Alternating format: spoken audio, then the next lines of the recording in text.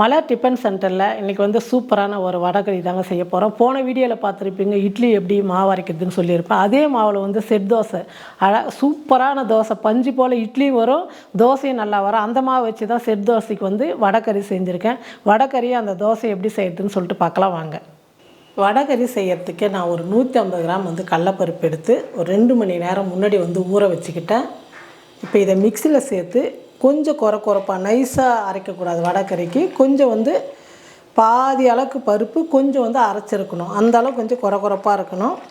அது கூடவே 2 வரமிளகா, 1/2 ஸ்பூன் சோம்பு, கொஞ்சம் உப்பு இப்போ அரைச்சி எடுத்துக்கலாம். பாருங்கள், இந்த அளவுக்கு வந்து கொஞ்சம் குறப்பாக இருக்கணும். மீதி இருக்கிற பருப்பு இதே மாதிரி அரைச்சி எடுத்துக்கலாம். இது கூடவே கொஞ்சமாக வந்து வெங்காயம் சேர்த்து நல்லா பிசைஞ்சிட்டு சின்னதாக போண்டா மாதிரி நம்ம வந்து எண்ணெயில் பொரிச்சு எடுத்துக்க போகிறோம். எண்ணெய் காஞ்சிடுச்சு. சின்னதாக இந்த மாதிரி தட்டி போட்டுக்குங்க. நீங்கள் போண்டா மாதிரியும் போட்டுக்கலாம், இல்லை சின்னதாக இந்த மாதிரியும் வடை மாதிரியும் பொரிச்சு எடுத்துக்கலாம். ரொம்ப வந்து நம்ம வடை செய்கிற மாதிரி கலர் மாதிரி எடுக்கக்கூடாது. ஓரளவுக்கு 3/4 பாகம் வெந்தால் போதும். பாருங்கள், இந்த அளவுக்கு கொஞ்சம் வெள்ளையாகவும் இருக்கணும். அதே மாதிரி மாவு வந்து ஒரு 3/4 பாகம் வந்து வெந்திருக்கணும். இந்த மாதிரி சமயத்தில் எடுத்துக்கலாம். இருக்கிற மாவு எல்லாமே இதே மாதிரி வந்து பொரித்து எடுத்துக்கலாம் எண்ணெயில். பாருங்கள், எல்லாமே வந்து நான் எண்ணெயில் பொரித்து எடுத்துக்கிட்டேன். இப்போ நம்ம வந்து வடகறி செஞ்சுக்கலாம். நம்ம வடையை பொரித்து எடுத்து அதே கடாயில் தான் தாளிக்க போகிறோம். தாளிப்புக்கு கொஞ்சம் கடுகு, சீரகம் கொஞ்சம், ஒரு சின்னதாக ஒரு பிரியாணி இலை, ஒரு துண்டு பட்டை, ஒரு 2 லவங்கம், ஒரு 3 பெரிய வெங்காயம் பொடியாக கட் பண்ணி எடுத்துக்கிட்டேன். இந்த வெங்காயமும் சேர்த்துக்கலாம். வடகறிக்கெல்லாம் வெங்காயம் கொஞ்சம் அதிகமாக சேர்த்துங்க. தக்காளி வந்து கம்மியாக சேர்த்துக்கோங்க. கருவேப்பிலை கொஞ்சம் சேர்த்துக்கிறேன். இப்போ வெங்காயம் வந்து நல்லா வதங்கணும். நல்லா ஓரளவுக்கு கலர் மாறி வர அளவுக்கு வெங்காயம் வந்து நல்லா வதக்கிக்கலாம். பாருங்கள், வெங்காயம் வந்து கொஞ்சம் கலர் மாறுற அளவுக்கு வதங்கிடுச்சு. இப்போ நம்ம தக்காளி சேர்த்துக்கலாம். தக்காளி வந்து நான் 2 தக்காளி சின்னதாக 2 தக்காளி எடுத்துக்கிட்டேன். இஞ்சி பூண்டு பேஸ்ட்டு 1 ஸ்பூன், அதையும் வந்து தக்காளி கூடவே சேர்த்துக்கலாம். இப்போ தக்காளியும் நல்லா வதங்கணும், இஞ்சி பூண்டு பேஸ்ட்டு பச்சை வாசனை போகணும். அந்த அளவுக்கு வந்து நல்லா வதக்கிக்கலாம். பாருங்கள், வெங்காயம் தக்காளி பூண்டு எல்லாமே நல்லா பேஸ்ட் மாதிரி நல்லா வதங்கிடுச்சு. இந்த மாதிரி வதங்கணும். இப்போ நம்ம மசாலாலாம் சேர்த்துக்கலாம். வெறும் மிளகாத்தூள் ஒரு 1/2 ஸ்பூன் சேர்த்துக்கிறேன்.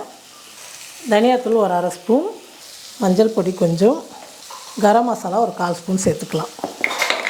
நம்ம ஏற்கனவே பருப்பில் வந்து கொஞ்சம் உப்பு சேர்த்துருக்குறோம். அப்போ இப்போ தேவையான அளவுக்கு உப்பு சேர்த்துக்கலாம்.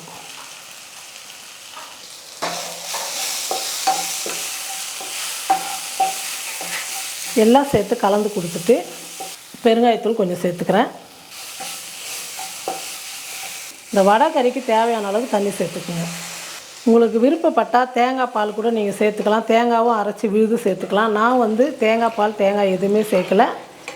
தண்ணி வந்து கொஞ்சம் நிறையாவே சேர்த்துக்கலாம். ஏன்னா கடலப்பருப்பு உதிர்த்து போடும் போது அது வந்து அதிகமாக திக்காகிடும். ரொம்ப திக்காக இருந்தாலும் தோசைக்கு வந்து நல்லா இருக்காது.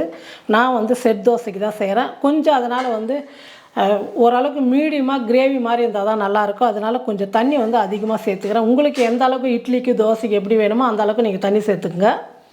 நல்லா கொதிக்கட்டும். குழம்பு நல்லா கொதிச்சிடுச்சு. எண்ணெய் பாருங்கள் நல்லா தெளிஞ்சு வந்திருக்கு. இப்போ வந்து குழம்பு ரெடியாக இருக்குது. நம்ம எண்ணெயில் பொரித்த வடையை வந்து நல்லா உதிர்த்து எடுத்து வச்சுருக்கிறேன். இப்போ வந்து நம்ம சேர்த்துக்கலாம். இன்னும் ஒரு 2-3 நிமிஷத்துக்கு வந்து நல்லா கொதிக்கணும். பாருங்கள், நல்லா கொதித்து திக்காக வந்துடுச்சு. பாருங்கள், இந்த மாதிரி இருக்கணும். எல்லாம் தண்ணி தனியாக இருக்கக்கூடாது. இந்த வடைக்கறி தண்ணியோடு சேர்ந்து கொதித்து அந்த குழம்போடு சேர்ந்து நல்லா இந்த மாதிரி திக்காக வரணும். தோசைக்கு ஊற்றி சாப்பிட்றதுக்கு அப்போ தான் ரொம்ப சூப்பராக இருக்கும். இப்போ கடைசியாக நம்ம வந்து கொத்தமல்லியை கட் பண்ணி சேர்த்துட்டு இறக்கி வச்சிடலாம். வடைக்கறி ரெடி. இப்போ நம்ம வந்து தோசை ஊற்றிக்கலாம். தோசைக்கல் நல்லா காஞ்சிடுச்சு. இப்போ தோசை ஊற்றிக்கலாம்.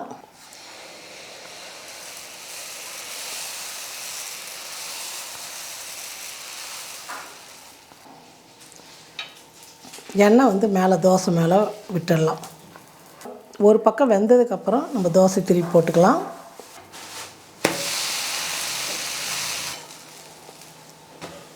இதே மாதிரி எல்லா மாவும் நம்ம தோசையாக சுட்டு எடுத்துக்கலாம்.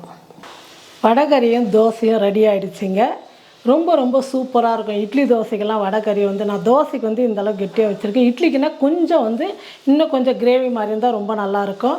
நீங்களும் இதே மாதிரி வந்து வடைக்கறி வந்து செஞ்சு பாருங்கள். ரொம்ப ரொம்ப டேஸ்ட்டாக இருக்கும். ரொம்ப சூப்பராக இருக்கும். தோசையும் பாருங்கள் நல்லா பூ மாதிரி பஞ்சு மாதிரி இருக்கும். அது கூட இந்த வடைக்கறியோடு எடுத்து சாப்பிடும் போது டேஸ்ட் வந்து அவ்வளோ சூப்பராக இருக்கும். நீங்களே இதே மாதிரி செஞ்சு பாருங்கள்.